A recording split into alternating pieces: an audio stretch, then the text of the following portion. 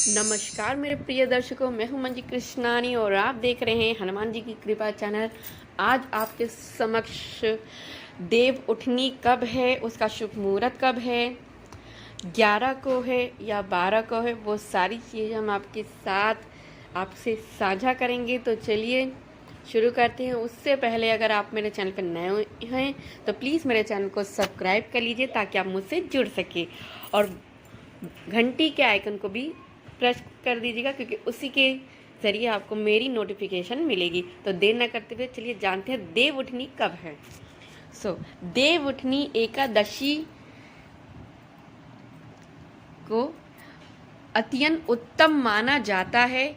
यह दिन भगवान विष्णु की पूजा के लिए समर्पित है। वैदिक पंचांग के अनुसार एकादशी हर महीने शुक्ल पक्ष और कृष्ण पक्ष के 11वें दिन मनाई जाती है। ऐसा कहा जाता है कि इस व्रत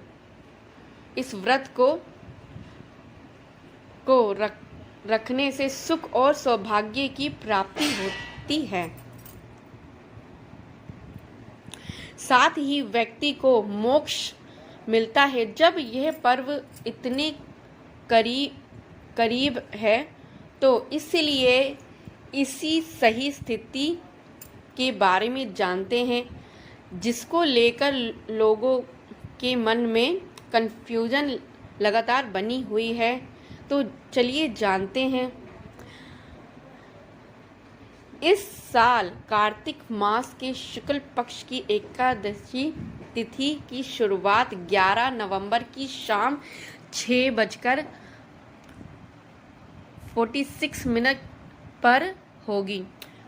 वही इसी तिथि की समाप्ति अगले दिन यानी 12 नवंबर को 4:14 पर होगी। यानी 11 को शाम 6 बजे से शुरू होगी और समापन उसका 12 नवंबर को 4:14 पर समापन है। ऐसे में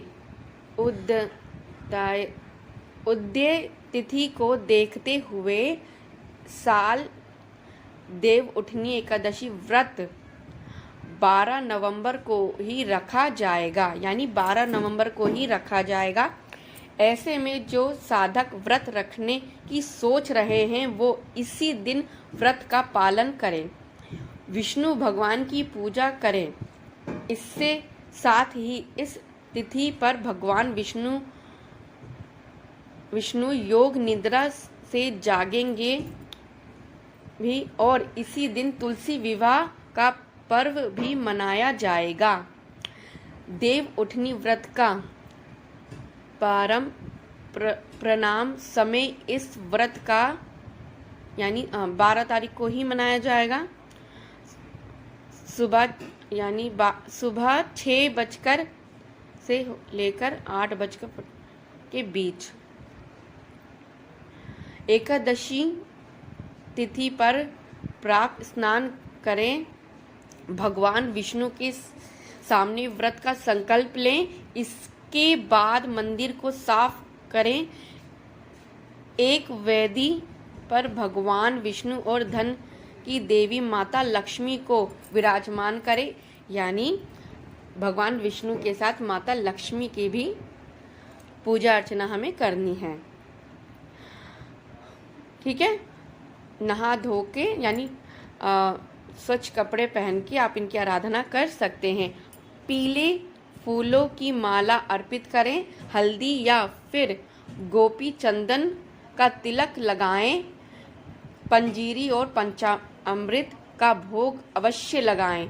विष्णु जी का ध्यान करें। पूजा में तुलसी पत्र शामिल करना ना भूलें, ये बहुत ज़रूरी है।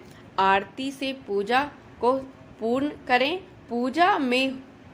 पूजा में हुई गलतियों के लिए क्षमा अर्चना करें और गरीबों की सहायता करें। अगले दिन के समय व्रत खोलें और व्रत में आप कुछ मंत्र जाप भी कर सकते हैं। जैसे कुछ मंत्र लिंक में शेयर करूंगी और मैं बोल के आपको बता देती हूँ। यानी मंत्र बहुत ज़रूरी है। जैसे आप नारायण जी का मंत्र जाप कर सकते हैं, लक्ष्मी जी का, इनका चालीसा पढ़ सकते हैं, आरती गा सकते हैं। और अगर आपको मंत्र जाप आता है तो वो भी कर सकते हैं। मैं आपको बोल के बता देती हूँ। ओम ह्रीं श्रीं क्रीं क्लीं श्रीं लक्ष्मी ममम गृह धन पुराए चिंताए दुराय दुराय स्वाहा। फिर से मैं आपको सुना देती हूँ। ओम ह्रीं श्रीं क्रीं क्लीं श्रीं लक्ष्मी ममम गृह धन पुराए चिंताए दुराय दुराय स्वाहा। ये मंत्र का आप उच्चारण कर सकते हैं। कम से कम 108 माला आप जरूर जप कीजिए, इसका फल आपको मिलेगा। और इससे अधिक आप कर सकते हैं, ठीक है। मंत्र उच्चारण करने के बाद आप विष्णु जी की आरती एंड में कीजिएगा। लक्ष्मी जी की कहते हैं, मान्यता है कि उनकी लास्ट में नहीं करनी चाहिए, यानी उनकी आरती करने के, लक्ष्मी माता की आरती करने के बाद आप विष्णु जी की आरती करने के बाद समापन कर सकते हैं, ठीक है। तो ये थी कुछ जानकारियाँ जो मैंने आपको दी, देव उठनी से आपके लिए बहुत महत्वपूर्ण होंगी। तो चलिए नेक्स्ट वीडियो में मिलेंगे, तब तक के लिए मैं आपसे आराम लेती हूँ।